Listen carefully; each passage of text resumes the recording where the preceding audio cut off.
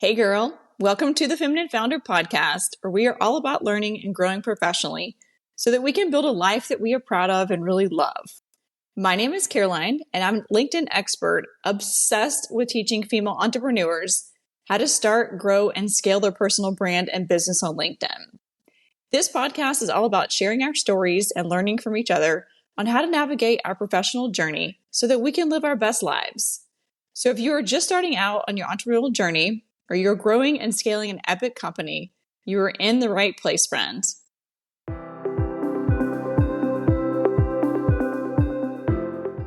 Today, I have Dr. Brandy Stamper with me. Brandy is a certified executive coach, facilitator, and associate teaching professor with over 15 years of experience in leadership coaching and training. Welcome, Brandy. Hi, Caroline. Thank you for having me. So you had an amazing career in corporate. You climbed the ladder. Then a year and a half ago, you went out on your own, all out to your coaching business. So what made you pivot? Oh, such a fun question. So for me, I have always been about empowering women and like wanting women to go to the next level, right? And what I didn't get that chance to do that when I was a teaching professor. Like I was definitely helping students and empowering, giving confidence for students. But I kept seeing some of those issues when I was consulting with women. And I'm like, you know what? It's one of those things. It was like a calling. Like I just woke up one morning and I was like, I am not doing fully what I was called to do on this earth. And it's time for me to pivot for that. And I just went for it. It's not a beautiful story, but it's basically I woke up and I said, no, it's time to move to something that is more aligned with your purpose and what really excites me. So and that's where I am. You hear these stories sometimes, and sometimes people are building up side businesses or have a side hustle going on, and they have to, make it to XYZ income level to quit their corporate job. But it sounds like you just ripped the Band-Aid off. Partially. So I am still teaching some part-time, right? Because I do love the classroom, right? But yeah, I think it's one of those, I was just in a position. I'm an Enneagram 3 self-preservation. So self-preservation basically just means, and I'm an Enneagram specialist. I'm sure we'll talk about this later, but I'm all about having my resources and my ducks in a row so I feel safe and secure, right? And so when I made this move, I did make sure that I was safe and secure in my own way in order to make the move. So I will say there was planning in the background in the sense of it wasn't like, hey, let's go. Let me do what I need to do. I did make sure I had certain things in a row, but that's me. But yeah, I did rip the Band-Aid off and say it's time to go because I've been doing things like this during my time as a professor with consulting work and some of those things. But I was like, nope, it's time to go on my own. So I love everything you're doing with your programs and empowering women, and specifically with the leadership piece. Mm-hmm. So why is confidence so important in leadership?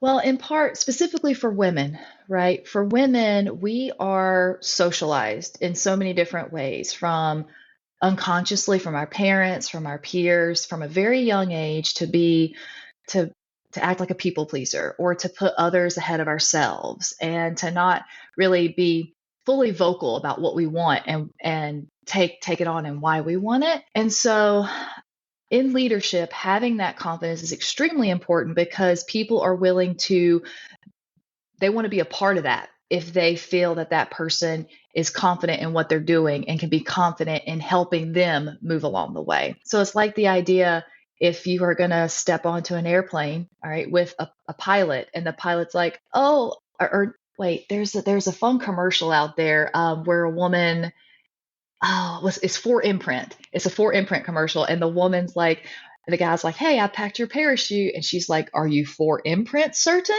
And he's like, yeah. And so he doesn't really have like a lot of confidence about being certain that he was able to do the job. So I think especially for women, that confidence is extremely important because as women, we tend to second guess ourselves a lot.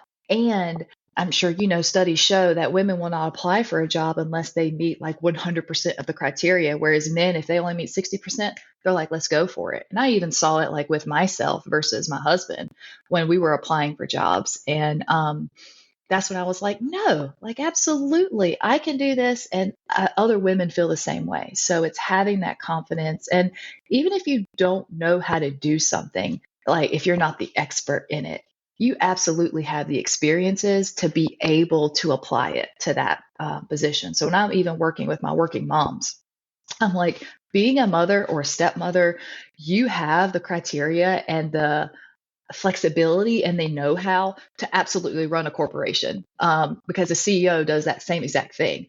You could probably do a better job at it, because if you can negotiate with a 2-year-old and get what you need, then you could absolutely negotiate with anybody. That's hilarious that you brought that up, because that is so true. Those skills are definitely transferable. Mm-hmm. So, how do you build confidence? First and foremost, I think where confidence comes from is it's not this fake it till you make it thing, right? A lot of people out there will be like, oh, yeah, fake it till you make it. And in some ways, it's okay, but psychologically, our brains are not like that. If you don't believe it's going to happen, it's going to be the self-fulfilling prophecy, right? So, from a psychological background, you have to actually believe in part of it and rework it. So, there's a couple of things to confidence, but I think the number one piece of confidence is self-awareness and inner knowing. As women, we tend to not really know what our inherent strengths are, or we're like, yeah, we're good at that, but there's so many more people who are better than me, right? Or when we go into a room, we kind of negate those strengths. So, doing a lot of the inner work that we tend to put behind because we're taking care of everybody else, that puts us behind in confidence. So, by inner work is knowing who you are, what you stand for, your values, your core purpose, and what those inherent strengths are. What makes you that? And can I cuss on your podcast? Yeah. Okay. Right. Some people are like, don't do that. But it's knowing what makes you a badass, right? And being able to come out unapologetically and be like, this is my strength. This is what I am really good at. And this is how I am going to use this strength to take you to XYZ. So part of that is knowing yourself. I think that's the very, very first step. And then really building upon those strengths and then creating and having tools in your tool belt to help up level yourself in terms of if you're having low bouts of confidence, because we all have it, right? There are times when even now, like I am a very seasoned public speaker. Even when I walk into a room of 50 to 100 people that I'm presenting to, I still get butterflies and I still have that moment of, oh, holy shit, here we go. But I go back to my strengths. I go back to this is what I built up for, and that helps project that confidence. There's other stuff too about the way you posture and like the superwoman pose and all those things, but really inherent self-confidence comes from knowing yourself and knowing what you have to offer. How do you maintain confidence when imposter syndrome kicks in? You just mentioned, you on stage, and you've been speaking on stage for many, many years, and you still get the butterflies. And so how do you check that inner voice that's like telling you like, you're not supposed to be here, or you're not meant to be here, but you really know that you are? Mm-hmm. And that voice, I call mine's Karen. I name her Karen. Some other call them Daisy or whatever. So the first thing when I work with my clients is we talk about it's going to happen, right? Just like there are going to be obstacles and challenges that are going to come your way, because life is not all lollipops and roses. We would love for that to be, but it's not. So I talk about using it's called the AVF method. Dr. Becky talks about it a lot with her parenting, but it's really first acknowledging it, right? And validating it, like acknowledging that it's coming up, validating that it's a fear that you have, because in our bodies, if we ignore it, it's going to come up again, but it's going to come back tenfold. So it's really important to acknowledge what's happening in your body. And then from there, feel it. Then the last piece is to reframe, right? So when we talk about feeling it, it's about where is it coming from? Is it because you're nervous of what's happening now? Are you afraid of past experiences and that's what's happening? So this is in part where, as the Enneagram is a beautiful tool to really help you understand part of where that imposter syndrome is coming from. So for me as a 3, I'm very heartfelt in terms of my heart center. I look at the past a lot. So some of that imposter syndrome for me is more about past experiences. And I look at, well, this is what's happened in the past. I'm bound to repeat it, versus someone who's in the gut center, which is this is happening now. So their imposter syndrome is very different in how they would handle that. So know that it's going to happen, acknowledge it, validate it. It absolutely happens. Feel the feeling. And then from there, you reframe and you say, and you look like, listen, I got this. And you know what? Part of imposter syndrome comes from the idea of perfection, thinking that you've got to be perfect. And we hear this, especially as women, that we have to be 10 times better than a man. And we put that additional pressure on ourselves. And when we do, we think that being 10 times better must be perfection. And perfection is one, unsustainable, but two, it's a moving target. You'll never reach it. So let's get out of our heads with that perfection and really start working towards, I've got this. And even if I do screw up, you know what? It's okay. People screw up all the time. And that's a long-winded answer to your question. I love that you brought that up because number one, I think perfectionism is boring. Number two, well, that's one of the reasons I want to talk these situations through with women, other women, and whether or not you work in corporate or you're a female founder. I mean, we all experience these same feelings, and I think it's okay to talk about the highlight reel and the mess. Mm-hmm. Absolutely. During my dissertation, imposter syndrome was huge, right? When I was writing my dissertation, it was like, I'm not worthy to be here. I'm not smart enough to be here, but I have all the accolades and I am absolutely smart enough, but I second guess myself and it's going to happen, right? Even though I know I should be here, it's going to happen, but it's acknowledging it, validating it, feeling the feeling, and then figure out your reframe. I want to talk to you more about, you're an Enneagram expert and you talked about self-awareness, which is being so crucial, no matter if you're in a leadership seat or not. But how is knowing your Enneagram and how it applies to you as a leader so important? So this is why I love the Enneagram. It is a beautiful personal and professional tool. And what I love about it is that it gets to the why of your behaviors. Your Clifton Strengths Finder disc, MBTI, nothing against those.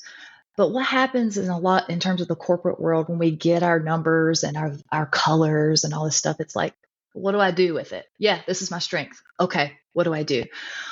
With the Enneagram, it says, listen, here are your strengths. Here is where you go on autopilot. And then here are the ways to use the tools of the Enneagram as your toolbox. Because in every situation, that doesn't mean that your strength is what is needed, right? As a 3, I'm a doer, right? I will get crap done in the most efficient way possible.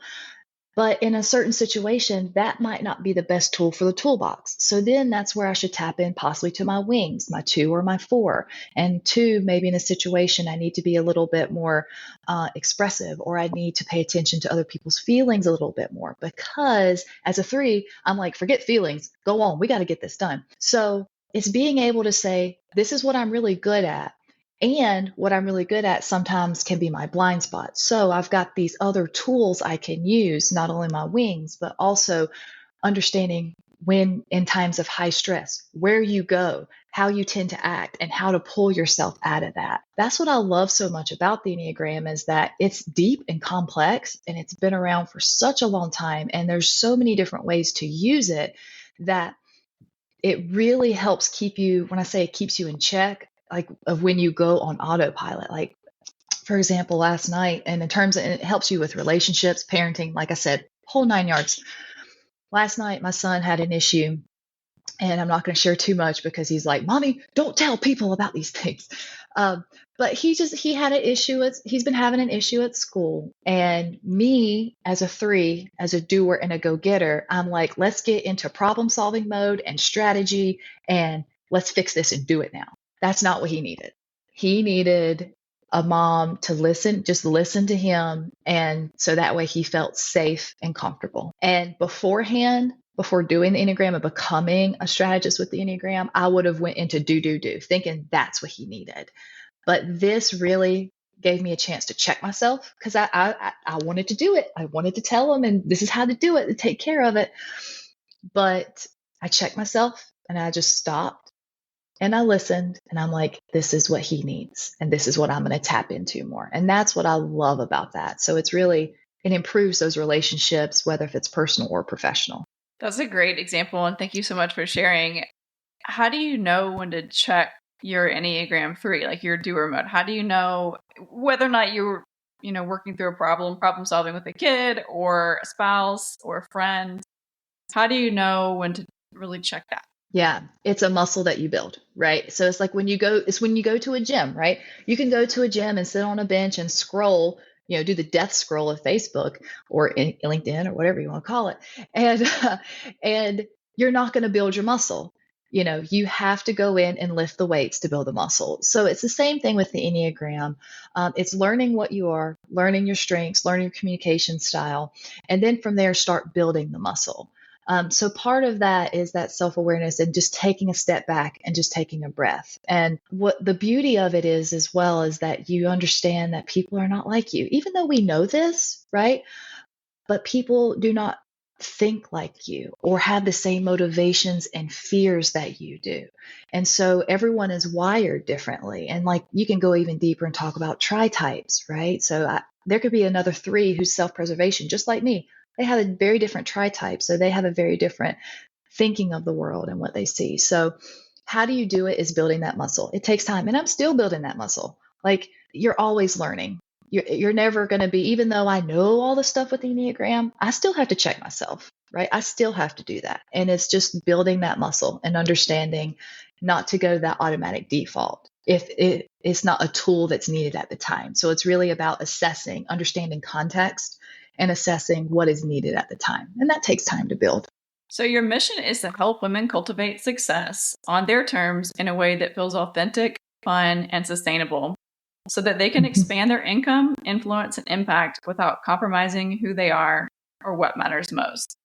Can you elaborate that further? Like, how do you achieve both of those, filling both of those buckets? Yeah. So achieving success on your terms is really about knowing what you want, why you want it, so you can be unapologetic about it. Too many times, especially, I give my example. I was on the fast track for a career. I was all about career, career, career. And then I was like, oh, no, I want a family. I have a family. And now that I have a family, I'm like, those goals and what I want has changed. And sometimes there's a little bit of a grieving process because you're like, that's what I wanted. And now I want something different. Is something wrong with me? So it's really about giving yourself permission to know that you're going to pivot and it's okay to pivot. But knowing what you want and why you want it. So that way you can start setting up your goals, setting up what you want to do for that success on your terms. It could be you want more time with your family because, of what it was like when your mom or your parents or your caregiver, whatever. And so it's reassessing and creating that success for you in a way that is fun, makes you happy, because if you're not happy and you're pouring from an empty cup, you're not helping anyone at all. But then also sustainable. Too many times as well as we tend to try something new or we're like, oh, this is just a season. It'll be fine in 6 months. 6 months goes by, you're in the same position. So when we're talking about sustainability, that's really where the Enneagram as one tool is so helpful to keep you in terms of being sustainable. Understanding that, for example, as a 3, I can become a workaholic, right? Like I will get everything done and I will ignore everybody else because this is my goal, this is my mission. But is that what I want? Right. And so I have to check myself and be like, no, my goals are to be there I want to be there for the Easter parties. I want to do those things. And I have that ability to do so. I just have to make sure I don't say yes to all the things that I might miss out on an opportunity because this will take me to my career. So that's really where the power lies for women, is that I want them to know that they can absolutely have success on their terms. It is about paying attention to those things so that way you will increase your income, you'll increase your impact and your influence because you're coming from that place of confidence and power. By you saying no, it's respecting your own boundaries, but it's showing people that you know what you want and you're not negotiating on that. You can say, you know what, my daughter's Easter party is Thursday at 11 and I'm going to that. So I'm going to take off for that hour to 2 hours. I will get back to you or I will work an hour or two over, but I am doing this. And notice how powerful that is, how confident that is versus, well, my daughter's Easter's party is at 11 and I was wondering if I could just go there and I'll come back and I'll make sure to work overtime, but is that okay? Right? You're asking for permission, whether it's saying, no, this is what's going to happen. I'm going to get it done. Then that people will be like, oh, okay, you're cool. So again, another long-winded answer. I think too, you don't even need to provide an explanation. You can just say, No. I'm not available at that time, but I'll get it done for you by XYZ period. Mm-hmm. Absolutely. Absolutely. We're finding that you do not need the explanation, but sometimes the whole authenticity piece is coming out within leadership. And sometimes it's okay to share some of those personal pieces because people want to know about your life, and not in a nosy, some people, but not in a nosy, like, what are they doing type of thing, but to show that you're a real person, right? And that you do have things outside of work. So it's deciding on context and what's appropriate and what's needed, right? And that's part of understanding, being able to read that situation. So speaking of being authentic, why is it so important to be an authentic leader? It shows that you're human. And when people, it's funny, it's the same thing like whenever I was teaching at the university. It's students, while they know you're human, right? Because you're alive and you're breathing and you're doing all the things, they think that you're way up here and they're way down here, and that you don't have some of the same struggles and all those things in that story. Same thing like with your kids. Like when your kids are in middle school, they're teenagers, you know nothing about this, mom. You never had to deal with this, dad. And you're like, well, to be honest, so when you're authentic and you're able to show who you are, why you do what you do, or your values and your purpose, people are more likely to could follow you or be willing to be with you or work with you because they know what they're getting. If you don't show your cards, they don't necessarily know what they're getting. So they feel like they might have to walk on eggshells because you could be silently judging them and putting them on the chopping block for something. But when you're upfront, transparent, so I mean, there are differences between transparency versus vulnerability and all those other pieces. But by being true to who you are, people know what they're getting. So they're more likely to work with you because they know what to expect rather than to second guess. So as we wrap up, how can our listeners find you? Oh, yeah. So many places, all the socials. Well, I'm mainly on LinkedIn. So come see me on LinkedIn. I do have Facebook and Instagram, but highly active on LinkedIn. I also have my website, so you can join my Thrive newsletter. So I send out just to my subscribers specific information, tips, and tricks to help them each week. And then I've also got a couple of freebies you're happy to sign up for, one for my mamas, one to increase your impact, but also one for self-confidence as well. So just a real quick short training to help with some of those pieces.